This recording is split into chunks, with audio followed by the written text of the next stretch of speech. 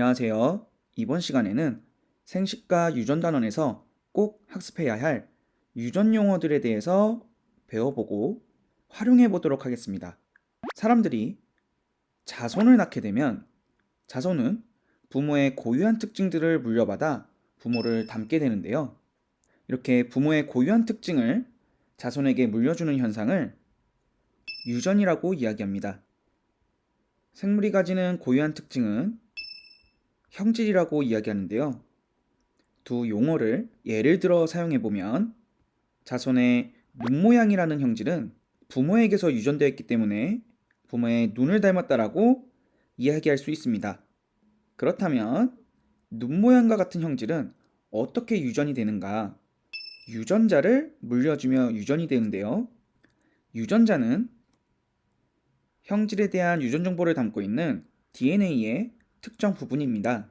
앞서 학습한 염색체와 유전자에 대해서 다시 살펴보면 염색체는 단백질과 DNA로 구성이 되는데요. 이 DNA의 특정 부분마다 유전 정보를 저장하고 있습니다. 따라서 유전자는 염색체의 공간적인 특정 위치에 자리 잡게 되는데요. 이렇게 표기할 수 있게 됩니다. 그럼 염색체를 활용하여 어떻게 눈 모양이라는 형질이 유전되는지 살펴보며 용어들을 정리해 보겠습니다. 사람은 46개의 염색체를 지니며 2개씩 크기와 모양이 비슷해 쌍을 이루는 상동 염색체들로 구성된다고 했습니다. 그중 한 쌍만 그림으로 표기하여 눈 모양 형질이 전달되는 모습을 살펴보겠습니다. 아빠는 감수 분열로 만들어진 생식세포를 통해서 상동 염색체 중 하나만 자손에게 전달하게 됩니다. 엄마도 하나를 전달하게 되는데요. 이렇게 엄마와 아빠에게 하나씩 받은 염색체 쌍은 자손의 상동 염색체가 되게 됩니다. 아빠가 염색체를 물려주며 눈 모양이라는 형질도 함께 전달하게 되는데요. 예를 들면 쌍꺼풀이라는 눈 모양을 전달했다고 해보겠습니다.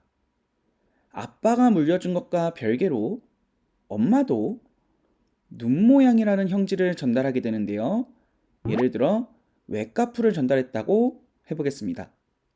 이렇게 부모로부터 눈 모양 형질을 각각 물려받은 자손은 쌍꺼풀과 외꺼풀이라는 대립되는 두 가지 형질을 지니게 되는데요. 쌍꺼풀과 외꺼풀처럼 한 형질에 대해 뚜렷하게 구별되는 형질을 대립형질이라고 이야기합니다. 그리고 이러한 대립되는 형질을 결정하는 유전자들도 대립유전자라고 이야기합니다. 대립유전자는 상동염색체의 같은 위치에 존재하게 됩니다. 자, 그렇다면 쌍꺼풀과 외꺼풀이라는 두 대립 형질을 모두 가지게 된 자손은 어떤 눈 모양을 지니게 될까요? 왼쪽 눈은 쌍꺼풀, 오른쪽 눈은 외꺼풀 이렇게 될까요? 아닙니다. 둘 중에 하나의 형질만 겉으로 표현되게 되는데요. 눈 모양의 경우 쌍꺼풀이 표현되고 외꺼풀은 유전자는 지니고 있으나 겉으로 표현되지 않습니다. 여기서 우리는 겉으로 드러나는 형질을 표현형이라고 이야기합니다. 그리고 쌍꺼풀처럼 표현에 대해 우선권을 지닌 것을 우성이라고 합니다. 반대로 외꺼풀처럼 표현에서 열애되는 것을 열성이라고 이야기합니다. 오해하지 말아야 할 것은 우성과 열성은 단지 우선적으로 표현되느냐, 열애가 되느냐의 차이이지 좋고 나쁨은 절대 아닙니다.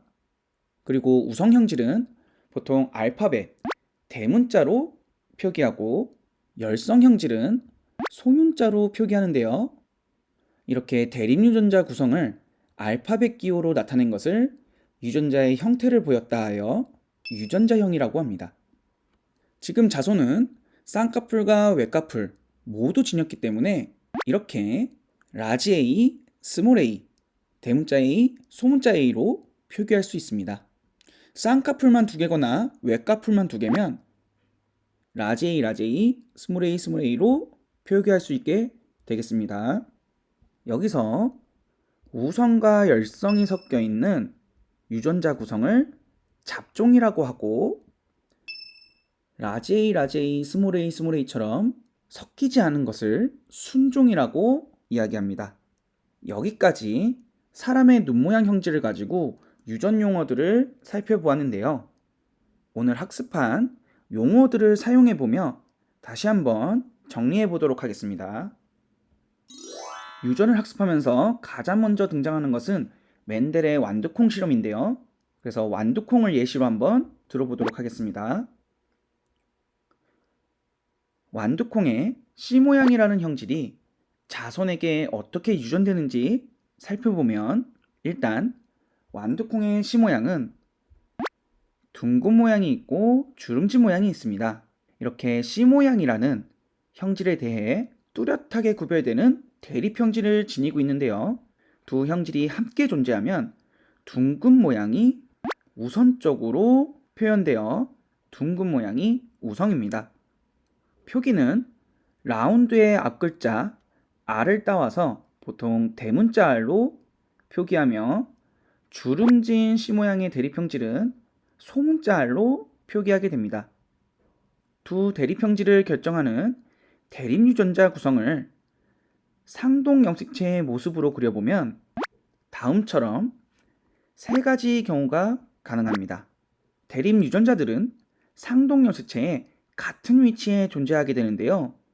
이들의 유전자 구성을 매번 이렇게 그려서 표기하면 불편하니까 문자로 표기한 유전자형을 살펴보면 라지 R, 라지 R, 라지 R, 스몰 r 그리고 스몰 r, 스몰 r 이렇게 표기될 수 있습니다. 여기서 라지 R, 라지 R, 라지 R, 스몰 r의 경우 우성 형질의 모양에 따라 둥근 모양이 나타나며 스몰 r, 스몰 r의 경우 열성 형질만 모여있기 때문에 주름진 모양으로 표현됩니다.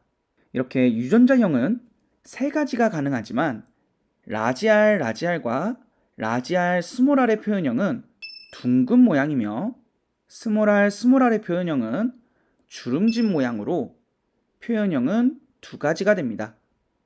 라지 R, 라지 R, 스몰 r, 스몰 r처럼 우성들만 모였거나 열성들만 모인 것을 순종이라고 하고 라지 R, 스몰 r처럼 우성, 열성이 섞여 있는 유전자형을 잡종이라고 이야기합니다.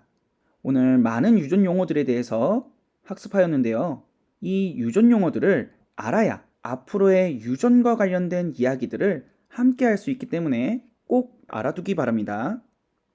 다음 시간에는 멘델이라는 과학자가 연구한 유전 실험들에 대해서 학습하게 되는데요. 마지막으로 이 실험에 사용되는 용어인 수분에 대해서만 간략히 이야기하고 마무리하도록 하겠습니다. 수분은 꽃가루가 암술머리에 붙는 현상인데요. 식물의 교배 방법이라고 생각하시면 됩니다. 꽃 안에는 암컷의 역할을 하는 암술과 수컷의 역할을 하는 수술이 있는데요. 수술에는 사람의 정자와 같은 역할을 하는 꽃가루가 존재합니다. 이 꽃가루가 꿀을 먹으러 온 꿀벌이나 나비에게 묻어 암술머리에 붙으면 교배가 되게 됩니다. 여기서 자신과 같은 뿌리상에서 나온 꽃의 암술머리에 붙으면 자신과 교배를 하는 것이므로 자가수분이라고 이야기하고 다른 뿌리의 꽃에 있는 암술머리에 붙는 현상을 타가수분이라고 이야기합니다. 이 두 가지 교배 방법으로 멘델은 완두콩 실험을 하였는데요. 멘델의 완두콩 실험은 다음 시간에 학습하도록 하겠습니다. 오늘은 여기까지 하도록 하겠습니다. 감사합니다.